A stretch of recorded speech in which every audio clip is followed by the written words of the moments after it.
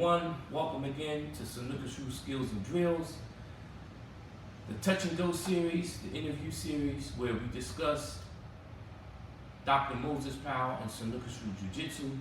This interview is about the upliftment of Doc and Snooker, and it's also for the benefit of the new Snooker students.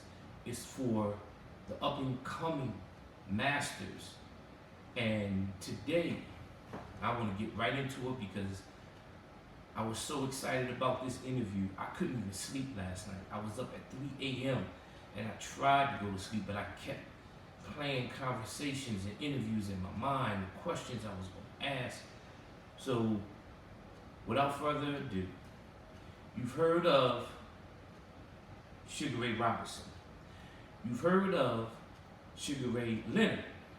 Today you're going to hear about Robert Sugar Crosson, one of the top students of Dr. Moses Powell, who started with Doc in the 60s. He's known as Sugar. He has a system named Sugar Root Jiu-Jitsu. He's world renowned. He's known all over the martial arts world. So welcome us, GrandMaster Sugar. How are you, sir? Oh, I'm great. I'm getting better. How are you doing, brother? I'm doing good, sir. Doing good. You know, I want to thank you. I want to thank you for taking the time out of your busy schedule to talk with us. This is not going to really be an interview per se. It's going to be a conversation because we know each other. We've been around each other. I know most of your stories, but I do have things written down. I even brought my glasses for this one. Okay. So we're just going to start off again. We are blessed to be able to talk to the real disciples of Dr. Moses Powell. Those who were with him before he was famous, before he became the doctor, before he became the godfather of martial arts or the king of modern jiu-jitsu. We have individuals that we're going to be talking to. They were with Doc before the name was even Sanukas. And today we're blessed to have GrandMaster Robert Sugar Crosson. So my first simple question to you is, sir, when did you first meet Dr. Moses Powell? How was that experience? Take us through. Okay. We can get into my original beginning of the martial arts, but I was already somewhat involved as a kid. I was about, I'll just say it was about 1965, going into 66. A friend of mine's, Freddie, told me about martial arts demonstration. I had already been in Shotokan, karate, taekwondo, muay thai. Yes, sir. Cheap fights that I lost, so I started to think it wasn't working for me. I needed something else. So a friend told me there was going to be a martial arts demonstration at PS, or it might have been Junior High School 258 in Bedford Stuyvesant. Yes, sir. So of course I was excited to go. I said, I've seen Maso Yama. I saw him probably that year before. I was pretty fascinated. I saw even GrandMaster Yamaguchi. Yes, sir. I'm like, wow, I've seen the legends. I've seen the best. It gets no better than that. And then I went to 258. First of all, when I get there, it was an all-black cast. Yes, sir. All Orientals. So I was like, okay, this is different. They came out, first thing they did was they came out rolling, basic rolls. And I'm like, oh, we never roll in taekwondo, karate. So I'm seeing this. Now it was all adults, it was women and men. Yes, sir. And brown belt, white belts, mostly brown, black belts. So as it progressed and they started doing the techniques from the beginners, I'm like, whoa, this is different. Right. This is what I want to do. I think I want to do this. And then as they went up and ranked, boom, I'm like, yeah. Now, I'm only probably about, 8, 7, somewhere around there, about 8 years old. Yes, sir. And I'm saying, I want to do this. This is what I want to do. And comes out, little guy. He comes out, then all these other black belts come out, looking mean and like, I'm like, oh. So this little guy's in the middle, and I said, man, oh man, they're gonna beat up that little guy now. Right. He's gonna get whipped. They started attacking. There was no prearranged stuff. You could tell. They started attacking. This little guy was throwing, kicking legs like you wouldn't believe. I had never seen nothing that fast. As far as what I have seen previously, as far as, you didn't see a lot on TV, but the tournaments and all that, I said, this guy is the fastest guy I've ever seen. As he continued, and it got even more amazing. He's throwing these guys around. They're coming. They pull out knives. Back then, there wasn't no such thing as rubber knives. Right. They come with real knives. Real deal. They had the guns too. I don't know if that was real, but I'm glad it didn't go off if it was. Yes, sir. But he's throwing, pop, pop, pop. Then all of a sudden I hear, hush. So he stops. They all laying down. I'm like, I'm in awe. Yes, sir. I said, I've never seen nothing like that. I said, respect to, GrandMaster Yamaguchi or Sensei, what they were calling back then, or the other instructors that I had seen back then. And I said, this guy is the baddest guy that I have ever seen in the world. Unquestionably, I want to be like him. Yes, sir. And that was Soke Little John Davis. I said, what is that guy's name? They said they call him Little John. Right. I said, he's a little guy, but man, he is. And then, just when I thought it couldn't get no better, all these guys, they come up, and then here come this big guy walking out. Whoosh. Just like he had roller skates on. He does the rollout. The audience, they were still in awe with Soke Little John, who I don't even think he was called Sensei then, but in any event, this big, smooth, handsome looking guy comes out. Whoosh! He does this roll, but it wasn't a flying roll, but it wasn't the regular roll that everybody was doing. Right. He goes from here to there without touching the ground, and you hear swoosh. Yes, sir. Like, what? He gets in the center, he does this, and they start to attack. Now, I thought Soke Little John was doing something, which he absolutely was. Right. But this was one of the most amazing, fantastic, superlogical, expialidocious things I had ever seen. I was like, no way.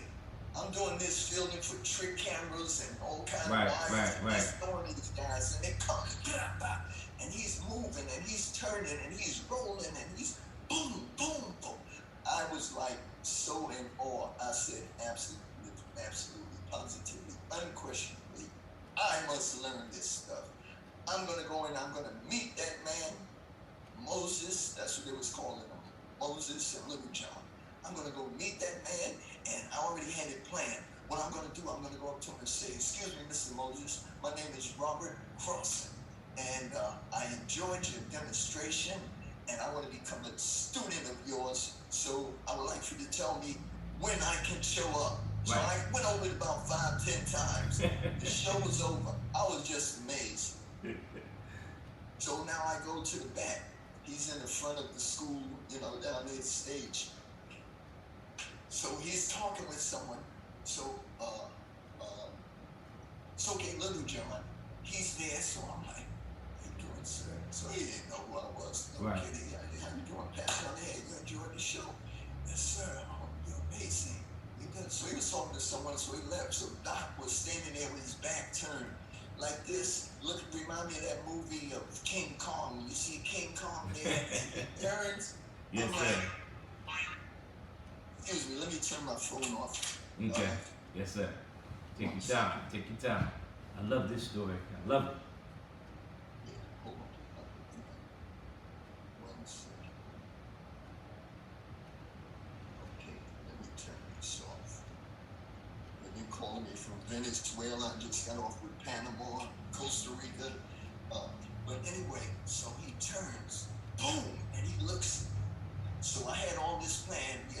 Right. My name is Robert Crosson, and Mr. Powell, Mr. Moses, and I didn't want to become a student. That was fascinating. I just kept going over it. He turned, I was like this. He said, "How you doing, brother?" So I'm like, he said, "Did you enjoy the show?" I'm like, Ralph Cramden. Humming, right? They said, "Do you speak English or what?" So it finally came out. I said, "Sir, that was the most fantastic demonstration I've ever seen. You are, I couldn't even find the words. You're fantastic, like Superman." And he laughed. Really? And I said, I want to train with you. Where can I go to sign up? He started laughing. He said, "Well, young man, we're pretty intense in what we do, and we really don't have kids in the class." They did have some, but I look like little frail guys. Yes, sir. Yes, sir. He just told me, he said, "But when you get older, you come and see me." Yes, sir. All right.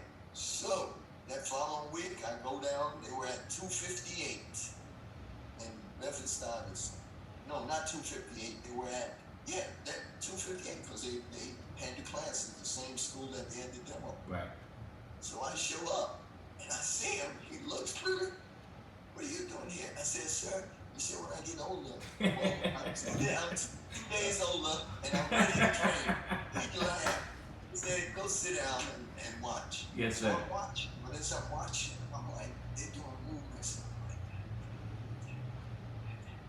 and he looks. He says to me, he said, "You saw that roll that did? Do that. Try that." I did the roll, and Doc said, "Well, I'll be damned." So that began. And he said, "I'm going to give you a shot." He said, "But really, training is hard." He said, "This is serious stuff, my brother." He said, "Because as you know, the revolution is happening, and we're training for that. Right. And this is not child's play, blah, blah, blah." And I'm hearing this, but it's like all I heard was, "Okay, I'm going to give you a chance." Yes, sir. And that was the beginning. I started training down at 258 under the tutelage of Dr. Powell and Little John Davis. At the time, I think Little John might have been second degree and Doc might have been fourth or fifth degree. So let me ask you this.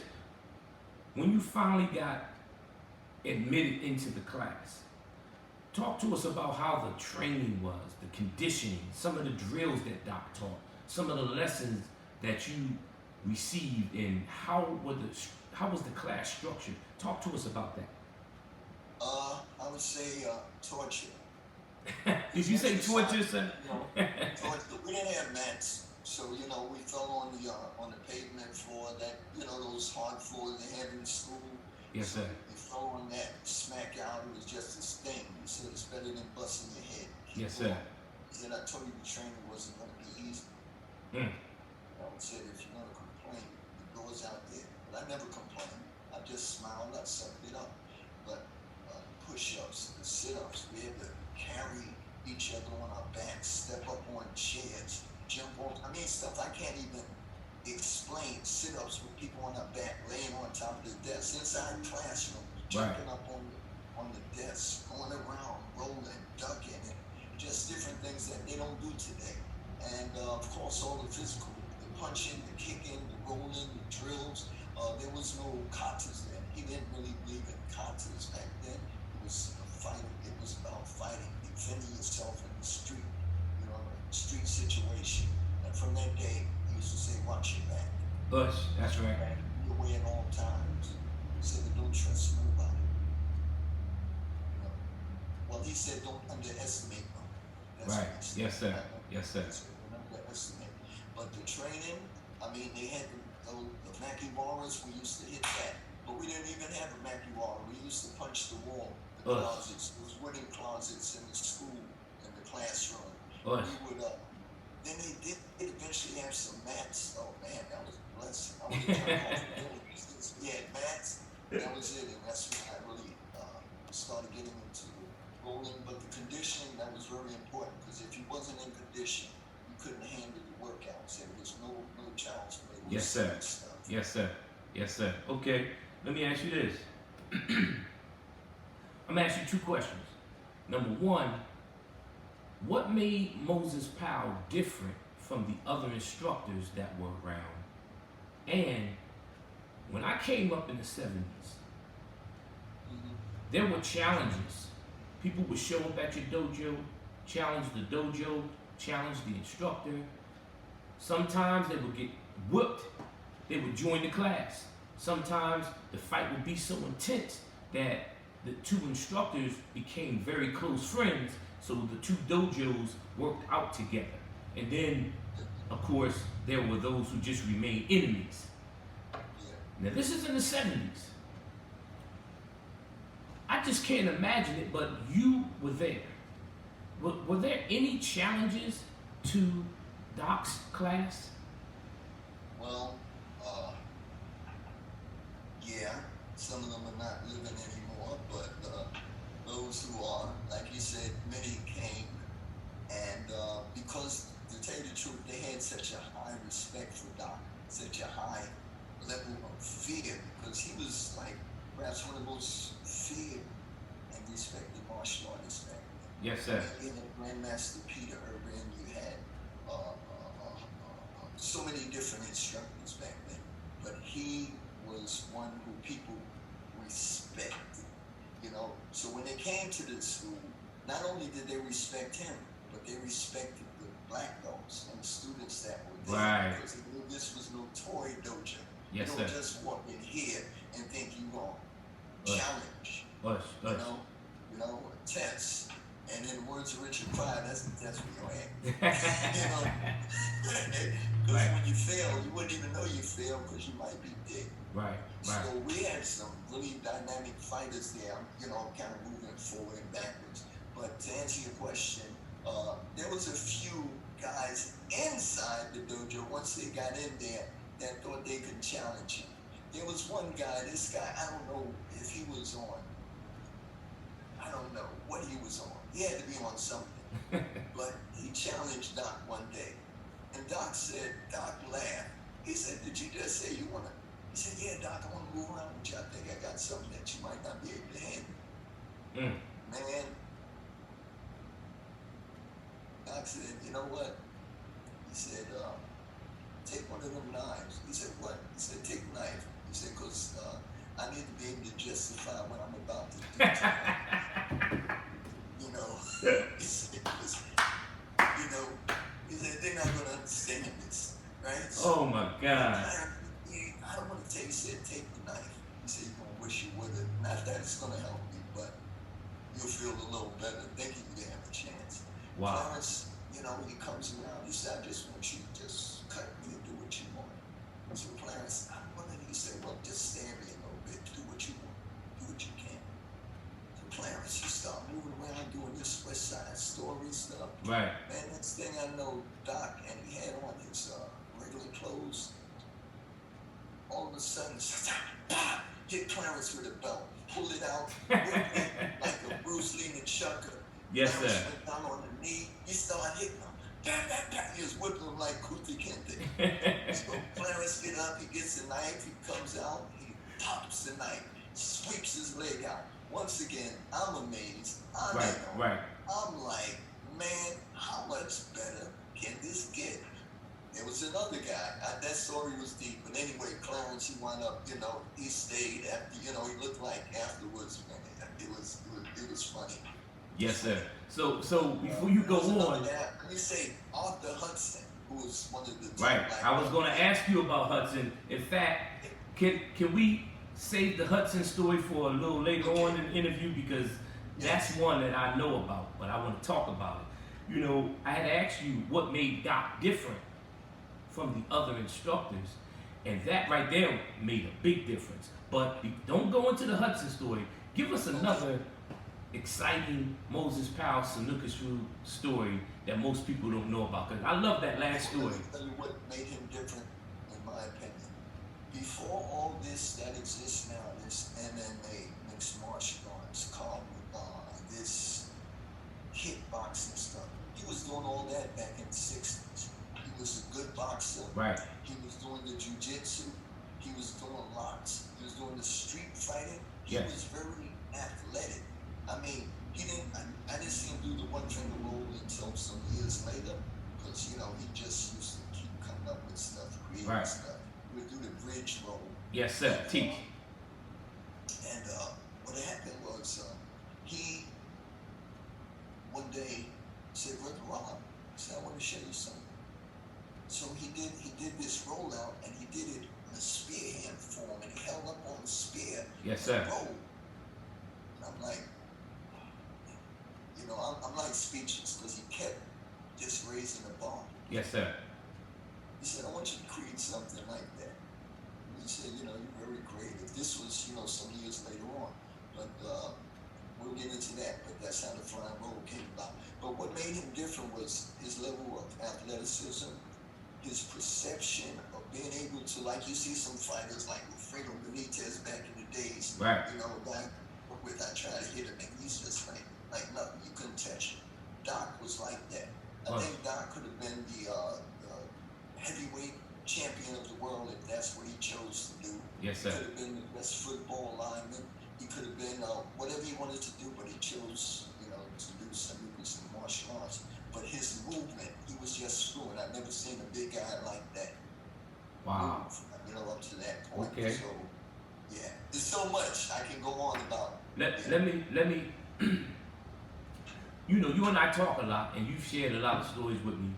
So what I'm gonna do, I'm gonna bring something up, and you tell the story. Now, when I was coming up, I loved the nunchucks, and I never had any traditional training, but I would go and saw a broom, get a nail and a clothesline string, and nail the string into the two sticks and work them, you know, and do my thing until they broke, because they wouldn't hold up. Right. And as I got older, I was able to get real sticks. And one day, Doc saw me put together a nunchuck drill that I do. He really loved it, and he said, "Wow." He said, "Did you make that up yourself?" I said, "Yes, sir." He said, "Okay, I got another sugar on my hand." So tell us, and I'm jumping here because really I should have waited, but we're just having a conversation. Tell everybody the joke or the story that you told me in Panama when there was this master who was using a nunchuck. Oh, yeah. It was this master. I'll change his name to protect the guilty. But it's called Master Wu. So he comes out, we're doing demonstrations and stuff. You know, Doc hadn't went on yet. But, you know, he comes out, he got them chuckers. They said this is the fastest chuckers in the world. Right. He comes out, right? So now he starts off, and then he starts hitting himself. Bang! You can hear it hitting the bones on the shoulder, on the head, on the shins. You know, if you didn't know what you was looking at, you just think it was sound. Oh man, Right. this is sound. So when he was, people thought he was Keon, but he was kind of yelling in agony, like, oh, damn, oh. So he's hitting himself. He got knots here, bumps there, and then bump, leg busted, asa. Yes, sir. Yes. Doc, so he passed by Doc, you know, all days. So Doc said to me, he said, "Brother Sugar, if you ever get in a fight with that guy, just throw him a pair of the chuckers and he'll kill himself." That was funny. Yes, sir. Yes, sir. Okay. All right. So we'll deal with weapons later on because that's a big part of this interview. But here's a I don't know if we're gonna get all this in one shot. Well, we're gonna try. We're gonna have to do a part 2 because just one time we were in the car together, you and I, and you were telling some stories, and I was like, man, this guy got all kind of stories. So this may wind up being a part 3 one day. That's how I see it. But people want to hear it. They want to hear it. Trust me, because the world loves Dr. Moses Powell, but the problem is nobody's really talking about him. They're talking about themselves. So what we're going to do is take the disciples, the real disciples, who were there before he was known, and you all can tell his story, which is telling your story as well. But here's something serious.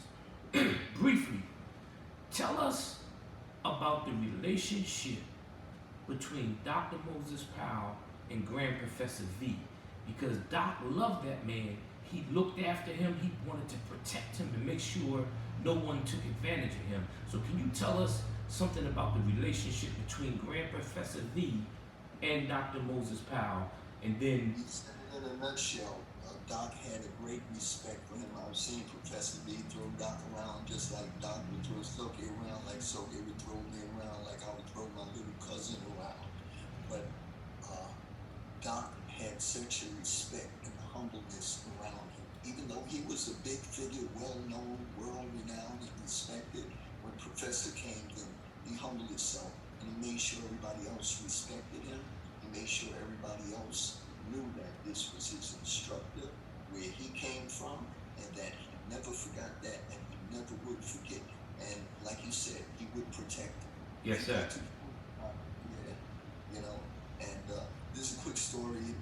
I'm not going to make it too long, but when I first saw Professor V, I might have been about 14, 15, and I said to Doc, "Who's that old guy?" So Doc grinned. He said, "What you say?" I said, "Who's that old guy?" Now, back in the day, if you passed 30, that meant you was old. Yes, exactly. I don't remember how old Professor was, but he wasn't old. But to me, yes, sir. He said, "Brother Ron, no, I was about, tell you the truth, I was about 16. He said, I went and throw a punch at him." I want to hurt that guy. I'm fast. Yes, sir. Small. Okay, look at John, man. Come on, he can't. I'm still tripping. He can't handle this. I didn't say that, but in my mind. Yes, sir. He said, Professor Pruitt, said, "This is Robert. He's gonna attack you. I'd like you to just give my idea of some of what you do." So I'm saying, okay, I'm gonna throw the punch. He said, "Throw the punch." So I said, "Should I throw it hard, fast?" He said, "Throw the damn punch." So I said, "I'm gonna throw this punch fast, but I'm gonna stop at his head because I know he's not gonna be able to block this whole lot." I throw the punch. All I remember was feeling the pain here. The next thing I remember was I was waking up and Professor Lee was rubbing my neck. Oh my God. And Doc, he couldn't stop laughing. He was man. He almost choked. He went in the office. He couldn't stop. He was banging on the wall. Wow.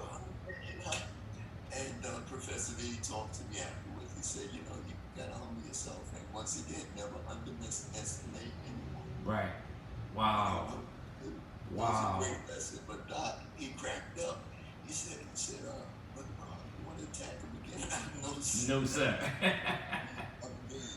Okay. Yeah, but he had a great respect for Professor V, Supreme GrandMaster V. He had a great respect and a pride in Dr. Powell, because you could see it was like, this is my most prized possession. Yes, sir. Say that again, sir. Say that again. What did he say? He said what? Humble himself. Yeah. Wow. So you saying Professor V? Yes. I was going to say in that taught me a great lesson, because when you respect your father like that, I have to respect my father like that, even though I did, but I said it's not even so much fear, but the respect and the love he showed me that I needed to even step my game up. Even though I was like that with Doc, I was ready to lay down my life at any time if somebody came up against him. Yes, sir. Wow, beautiful, beautiful. So, name some of the classmates that were there in the 60s and the 70s with you. Name some of the students of Dr. Moses Powell that you trained with, that you moved around with, that you got thrown by and you threw, and all that kind of good stuff. Yeah. Well, believe it or not, I got to throw a lot of them. And even though I was a ranking belt and a black belt in many cases, it was just a mutual thing. You attack a white belt, and the white belt could attack you, and you attack him, and if you throw him, then you got to be able to take the fall also. Absolutely. Absolutely. Doc said something to someone. I'm going to get back to that. One of the wipeouts did a throw, and the guy fell on his shoulder. And he said, he told Doc, he said, he threw me wrong. He said, no, you fell wrong. He said, he threw you on the ground. So we would go back and forth, but you had brothers like Brother Randy, who was there. Some of them came after me. Most of them came after me. A lot of them came after me, but there was guys like Kenny. I don't remember Kenny's last name, but it was Brother Kenny. He had legs like Kenny Brown? Kenny Brown? Not Kenny Brown. This is before Kenny Brown, because Kenny Brown, I'll tell you about him. But Kenny Brown was around, somewhat around that time. He was around, but this Kenny was another Kenny. And Okay, yes, sir. Kenny's last name, he was in the service. Kenny Brown was a street guy with skills. Yes, sir. But the first time he saw me, he's like, who's this? Who's this young buck? But that was another story. Kenny and I became great friends. Kenny has done some great things, as a matter of fact. Yes, sir. Not going off track, but Kenny was the first one to organize the Modern Jiu-Jitsu Club. Right. CW Powell. Yes, sir. And there's a brother there now that's doing it to the max. His name is Bob Evans. Bob Evans, yes. Yes. 40 years later, yeah, we speak, and he's, maybe at some point you get to speak with him. Yes, sir. Absolutely. But you had Hudson. Hudson, yes. We'll talk about him later. Yeah, you had Hudson. You had Kenny. You had some of the sisters. Sister Veronica. She Right. came in later. She praised you when I interviewed her. Yeah, She yeah. praised you, She's yes, sir. Dedicated, stuck with it all this time. Has never quit. She's done a lot of good things for, the kids, the community, her and her son. Yes. I give her, kudos and stuff. She's Yes, sir. doing a lot of great things and stuff. Sister Veronica, and her son Corey. You had, if I didn't mention Randy, who is a doctor now. You had Aaron, who I don't know what happened with Aaron. We kind of lost touch. Aaron. You had Brian Settle, who was the nephew of Hudson. You had, now let me tell you, Pedro came later on because Pedro was Taekwondo. I was Right, yeah, right, exactly. Pedro came. Pedro and Noel.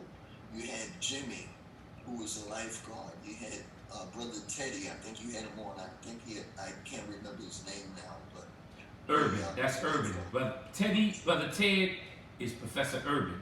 Yes. Yes. You had Ronnie, who was another lifeguard. You had oh man, his face is right there. He was a lifeguard. A lot of lifeguards. So he pulled guys from BRC, Spanish brother. I got you. Listen. What? Gregory.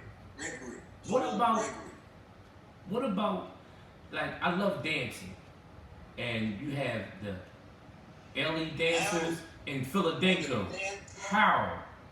We had a dancer at this guy, man. I mean, he was a dancer, but he was top notch. He used to do, right. Top notch. I don't know if they had Alvin Ailey back then, but he was above that level of training people. Right. Yes, sir.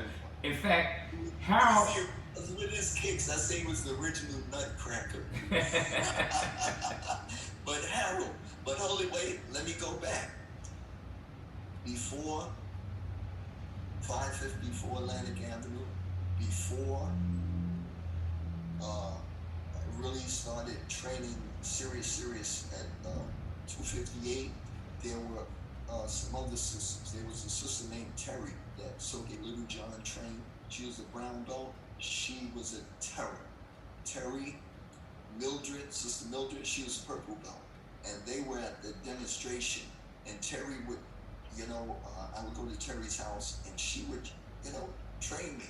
She would train me and show me different things. And people don't know this, yeah. Right. Yeah, and what happened one day, I'm there and Soke Little John comes in. I'm like,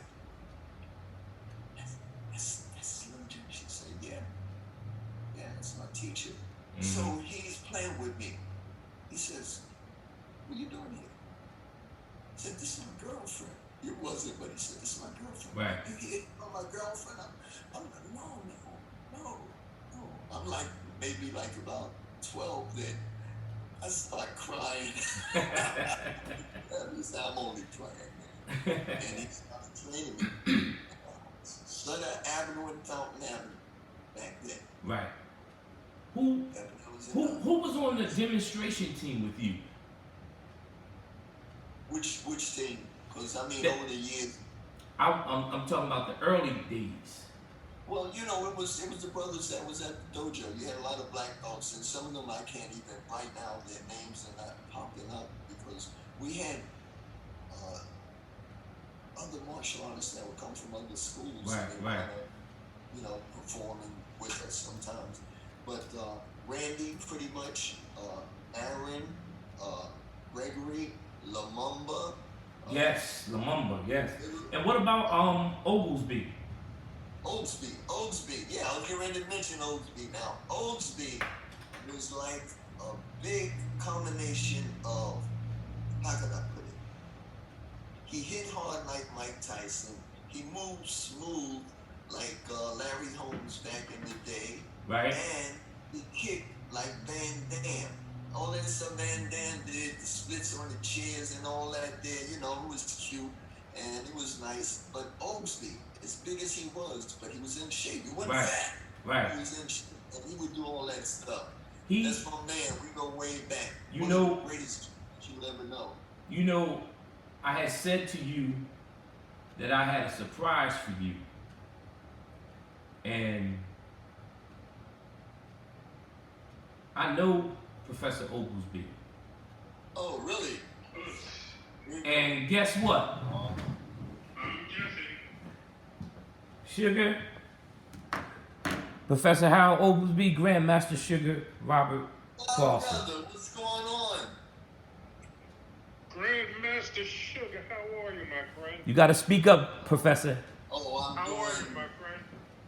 I'm doing marvelous. We were talking about you the other day. So good to hear from you. You are, you know, when I hear your voice, I think about the old days, man, how you used to kick the lights out and all that, and people, you know, they would underestimate you, but you had those legs like make Van Damme look like a damn fan. Yeah, I can barely understand you. You got to speak up. I heard with the lights out, yeah, but I remember that, Train. Oh, yeah. No, I said that from back in the day. I said you used to kick like Van Damme, but you kick so good you make him look like a damn Van, man. You know, always a gentleman, always a humble brother. Man, it's so good to speak with you. Yeah, I had a pair of legs back then, man. Let me tell you. How are you doing? Oh, I'm doing great. I can't complain, man. I'm blessed. I'm fine, man. Glad to hear your voice. Listen, Professor, we're definitely going to stay in touch. I'll get your number. Don't go. Well, he's not going anywhere. Hold on. Okay. Professor Olgesby. Professor, can you hear me? Oh, I hear you right now. Yeah. Okay, just a few minutes ago, GrandMaster Sugar was telling everybody about how hard you hit and how you were a big guy, but you can move real good. And I never knew that. I knew that you were there. You were one of the disciples of Doc. You helped me along the way over the years, and you told me a lot of great stories. And I was glad that GrandMaster Sugar shared that. But what I want to do is ask you, since we're interviewing GrandMaster Sugar, can you tell us something about GrandMaster Sugar? I know the stories, but I want the audience to hear. Well, the one thing that always comes to mind with GrandMaster Sugar, I found him even back then in the days that he was a gentleman. Yes. He had a great sense of humor, and he was a phenomenal athlete. He still is. But I was really impressed by his attitude, the way he treated people, and just the way he carried himself. So that always impressed me. And it impressed me when we went to Panama together on tour. Oh, yeah. When we went on that tour, that was something. but he's always impressed me as a gentleman and as someone that was worthy of the title for what he was doing. So, and I think the day that I met him, he's a real credit to the art. Great. Real credit to the art. So let me ask you this, Grandmaster Olgesby. You and I talk a lot, and you told me a story, and hopefully we can share it to the listening audience. You told me that one time somebody had a sawed-off shotgun in their pants. You know what I'm talking about?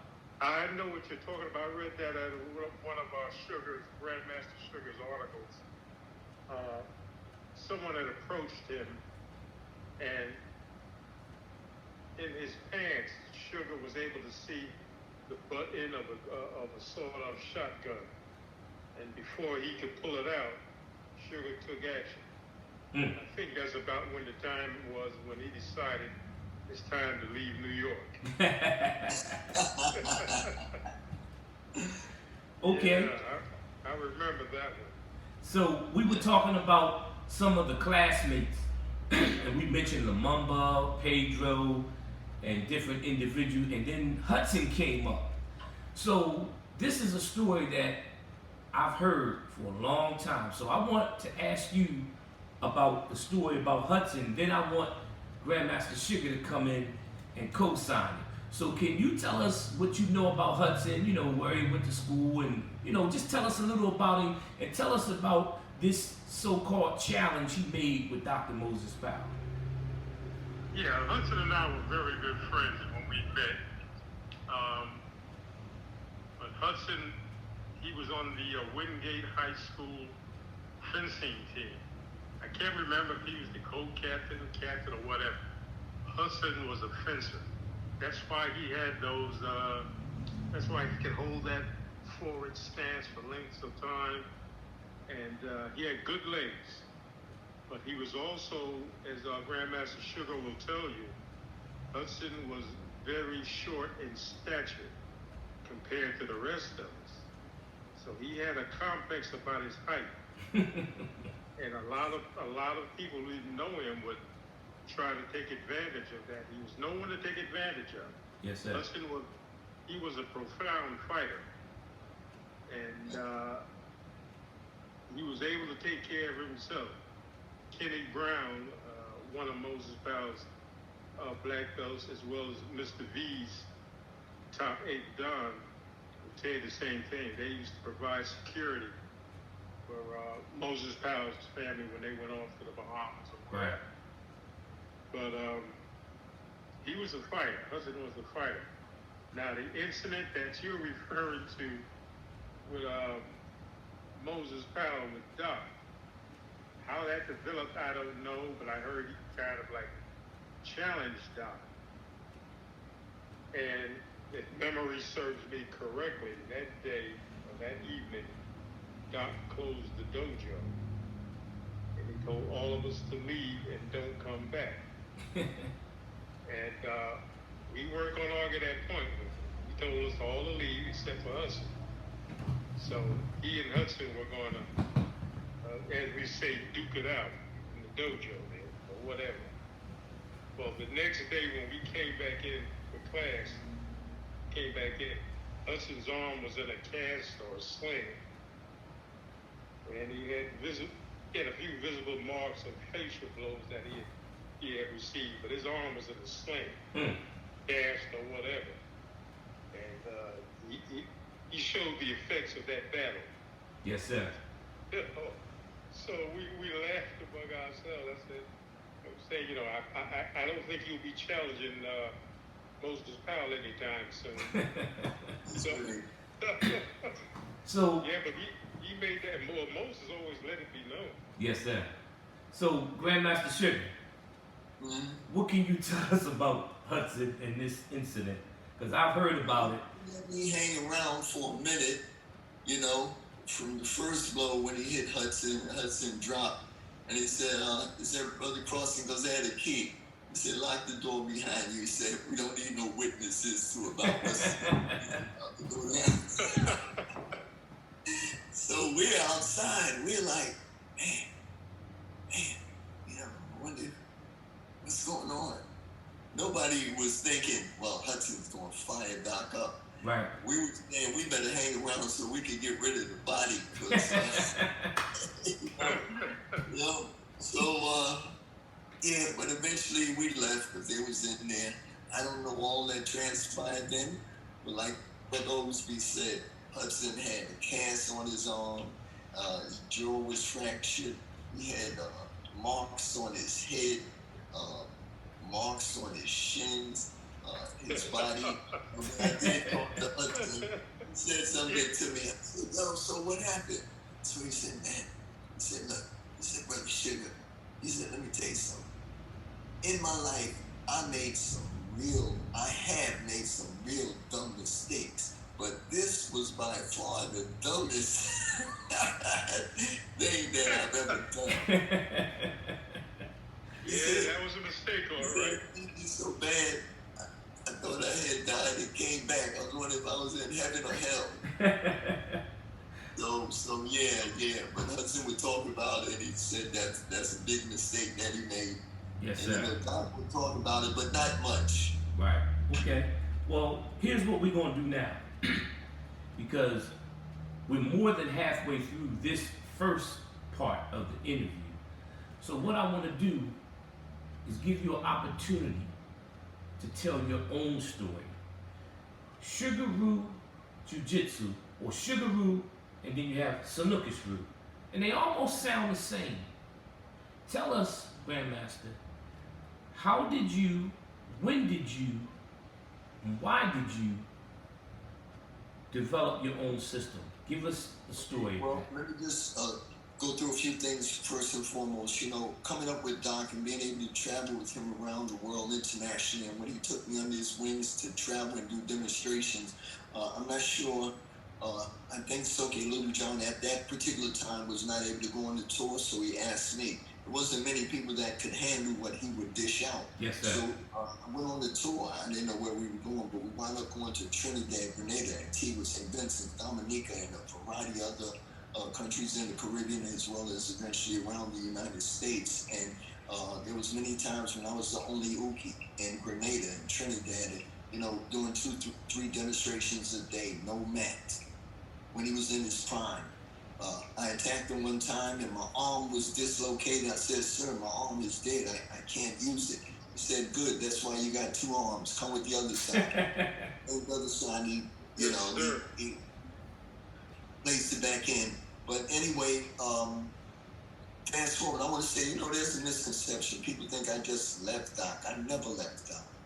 Doc gave me his blessings, and Doc, he went on a venture to do what he had to do, you know, because Doc had trained the FBI, CIA, and there was things that he couldn't speak of. Right. But he spoke, and he said, you have my blessings from early in the day when he first said, you know, the flying rollout, you created that's your baby. He said, you go up there. He said, but remember, what goes up must come down, and I'll be waiting. You know? He said, you know, my blessings. I have something back there. That's the certificate he gave me, but this was years later. This certificate, and this is from 1987, I believe. I was promoted to 8th degree black belt. Yes, sir. Professor, that was before any of that stuff. And, you know, I'll tell you more about Professor D, the promotions and so forth through him. But, so Doc gave me his blessings, and he said, you know, you have this special thing about you, this creativity, and he said, I can't just hold you down in a bottle. He said, you flow. He said, but don't forget where you came from. I never did. But there was a lot of people and a lot of craziness going on, and the creator, he said, you know, I need you to do what I need you to do and take this to the world. So I was able to travel to demonstrate Madison Square Garden, Wide World of Sports and all that after doing this with Doc, and he kind of showed me the way. Yes, sir. And I started to flourish, and from day one, I was, I guess, Sugar-Roo is a accumulation of from when I was born and stuff. Because when I was a kid, if we saw a little mattress outside. We run and flip off the stairs. So I always developed my gymnastic skills. Never went to school for gymnastics, but I developed the skills. I was in the Atlantic Coast Patrol, the Leathernecks, the Thunderbolts, the Washington, different cadet corps. I was a drill sergeant. I learned how to spin a sword. I learned how to spin rifles, twirl them, throw them up, and all that when I was like, 6, 7. And I incorporated that into my system, spinning the weapons and so forth. Besides the fact that I, was a lifeguard and all that stuff, learned how to swim, I've incorporated, just different things that I learned as a kid. But with my Shotokan trainings, my Taekwondo training, my training with weapons, but as far as weapons, just learning, I learned how to strike with the gun when I was a kid, how to take someone down before I even really was into weaponry. But I incorporated that. But the Sugaroo Jiu-Jitsu, Sugar is the nickname given to me at birth. My name they named me, Robert Crosson, but Baby Sugar, because I look like my Uncle Sugar. They named me Robert, Bob, after my Uncle Bob, and they named me Sugar because my other uncle was jealous that he didn't get, I didn't get part of his name. So they named me Baby Sugar, but as I got older, we just changed that to Sugar. Yes, sir. That's what Doc used to call me also, Sugar. So at an early age, I started to create and incorporate the karate, the judo. I wasn't just doing judo. Some of these guys, they do throws, they don't know what, they can do a throw, but they really don't know the basic fundamentals of it. Karate, I learned how to do a proper block, yes, the proper technique. The leg in the chamber, bringing it back to the chamber, the form, the focus, the eyes, the position, the ki, the timing.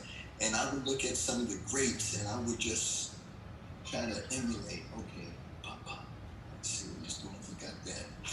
Okay, let me see, this finger's not straight. They were content champions, so I incorporated the karate, the judo, the boxing, the gymnastics, the weaponry, and what I years ago called urban streetology self-defense, which was utilized in the various elements of the street to my advantage. So that's it in a nutshell, but I developed it, I practiced, I trained, and of course as you see today, the physical aspect, that was a very important aspect, because knowing how to throw somebody and throwing the students around, that's all good and well. But how well will that work in the street, in real street situation? Like Doc used to say, and it's the same with me. It's been road tested. I've been in situations and it works, and proof of the pudding is that I'm still here. Yes, like Ali say, still looking pretty. So your age, you're 67 years old, correct? 67. What did I say? 67. 67. Yes. Yes. Tell us what your regimen is. What is your training like today? What's your routine? I eat 8 donuts a day, jelly donut. Yes, sir. I can, but I don't, Yes, sir. Well, I try to do something every day. I do a combination of a variety of things. Of course, I'll ride my bike. I still rollerblade. I run. I may, on a given day, I may run 2 miles or I may run 6 miles, depending on how I feel on my time schedule. I'll do my boxing workout. I go to the gym. I'm hitting the heavy bag sometimes. Not so much now. As I got older, I don't need to be taking blows, sparring, but I still move around. I think I'm pretty quick. I've sparred with professional fighters and over the years, and I still have, good reflexes. So I'll do the boxing, I'll do my cardio, I'll do ab work, I'll do my pull-ups, my push-ups, my chin-ups, my weights. I'll do my jump rope, which I developed my own system. Yes, I saw that before. I saw it, yes. Yeah. So that's going to be coming out soon, so folks look out for that, because I'm getting ready to do some serious DVDs on that. Okay. But each day I'll do something different. So, this morning, the first thing I normally get up with, I pray, I meditate, and then I'll do some light stretching, then I do some calisthenics, and then go into my workouts. So, right. It varies. Right. Varies. And once again, when I had my dojos in Brooklyn, then of course I had my students, which that was a whole nother thing outside of my regular workout and my cross-floor aerobic fitness. Right. Great. I wanna go back to something before we end. Talking with Professor Olgesby, he was telling me that, you know, those who wanted to venture out into the tournaments and spar and be in competition, that Doc would move around with you guys because he wanted to make sure you represented correctly. Now, he played with you. So, Grandmaster Lumumba, I'm told, was Doc's first champion. You were a champion, and I'm sure there were other champions.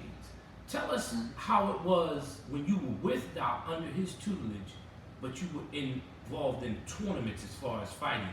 Did you get the opportunity? In my opinion, I would say Soke Lil John was the first champion. Lumumba was like Soke Lil John's top sparring partner. Lumumba, he had some legs too. That dude, he was a bad boy back in the days. He was a little ahead of me when I came in because he was older than me. I remember sparring with him one day. I'll never forget. He roundhouse kicked me in the groins. I'll never forget that. You know, he didn't do it intentionally, but the pain, as I think about it, is still still there. But after that, Doc would tell me, you know, Brother Ron, you gotta move on, you gotta shift. So I would train and not out of vengeance. I said, you know what? One day I'm gonna be able to move and I'm gonna be able to do some work. So after, you know, moving around with Soke would, and every now and then, you know, I get a punch in, boom, I'd be like, what the heck did I do that for? And smile, that grin, and forget it. And he said, good. You know, so I'm okay. But yeah, Lumumba was the champion. Dynamic. He used to fight in tournaments, wipe him out. Soke Little John. Myself, I used to fight.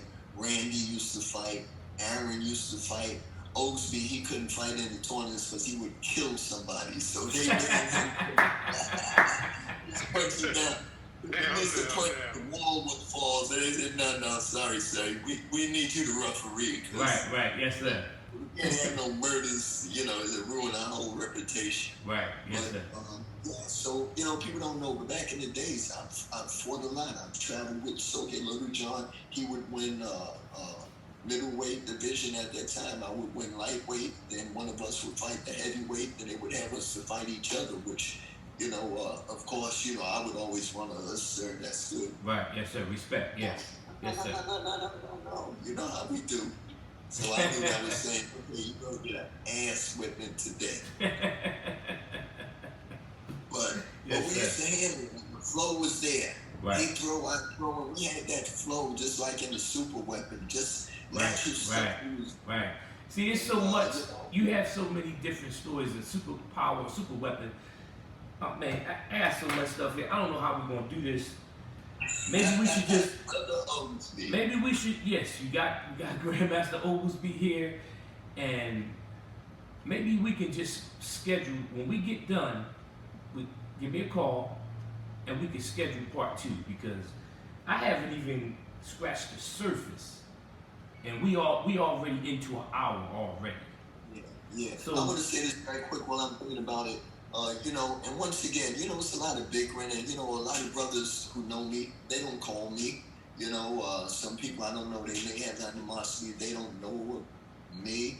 They may have seen me doing performances, think I'm conceited, I think I'm better than them. I'm just doing what the has put me here to do. And, you know, as far as all that stuff, you know, who's the best and who's the head of Sanukas, and who's the head of Sanukas is Dr. Moses Powell. Thank you. Next person in line is there. If they wanted to take that Soke Little John, cut it dry, that's it. If anyone gets insulted, I'm not saying that to insult anybody. Thank you. A lot of people are not there. Dr. Powell is the head. It's only one head. Grandmaster, if I was there, I would give you a big hug and a kiss for saying that, because I've been fighting to make sure that message is put out. And I'm so glad I didn't even go to that question, but you put the icing right on the cake. And I appreciate you for saying that. And I appreciate you for setting the record straight about how it was you developed your own system. We appreciate that. Man, oh man, this is crazy. Let me ask you this. Yes. If Doc walked in here with me right now and sat next to me, right here, and sat next to me, what would you say to him? What would your conversation be? I would say, Doc, I love you, thank you, and this is a conversation that we've had in private. Let me say this here. When I used to see Doc, I would just, if I had $2, I'll put it in his hand. You know, just shake his hand, put it in his hand, and then I knew a wrist lock was coming after Yes, that. sir.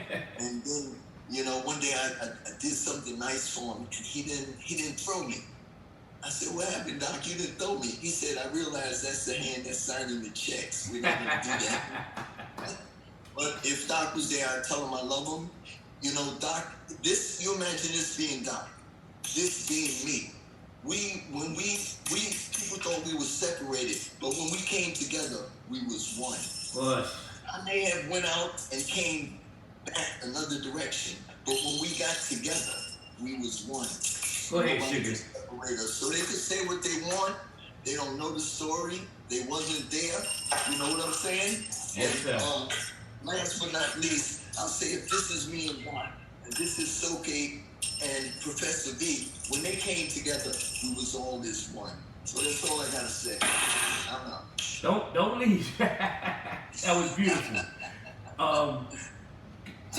If somebody wanted to reach out to you, to talk to you, to get information, to train, do you have an email address or an address or something that they could reach out to you? Where are you at right now? Share that with the people. One of my email addresses is Robert Crosson, that's RobertCrosson, and the number 4 at gmail.com, or CrossonRobert@yahoo.com. I'm currently working on my website. I should have that together soon. And, you know, I'm going to have my custom-made uniforms and a bunch of other stuff on there that they can... Yes, sir. Okay. Yeah, and I'll also have a number for you the next time. Or they can look me up on Facebook or what's that, Messenger, Instagram. Yes, sir. Right. Okay, so here's what I'm going to do. I'm going to set up the subject matters, some of the subject matters for part 2, so the people can already be foaming at the mouth. And then we're going to first of all, let me say this. If they request it, if nobody requests, you don't hear nothing from nobody, then we'll let it lie like that. If nobody says anything about this after that, then we'll leave it. But if they want it, they got it. All right. Okay, that's fair. Okay, so here's some things. I want to talk about your fancy uniforms. I want to talk about your weapon collars. I want to talk about you having an opportunity to be in one of the most famous black martial arts movies, The Last Dragon. I want to talk about old way of training versus the new way of training. I want to talk about you running up the walls at the dojo. What was that about? I want to play a martial arts game with you and mention names, and you just say the first thing that comes to your mind when I mention the names of these people. I want to talk about,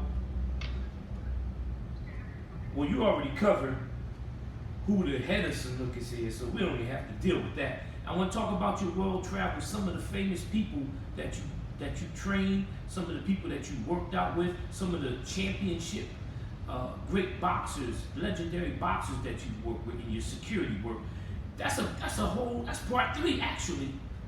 So I want to tell you, I'm working on a book. I'm trying to get it together. I'm looking for someone to help me out with this book because I'm a fighter, not a writer.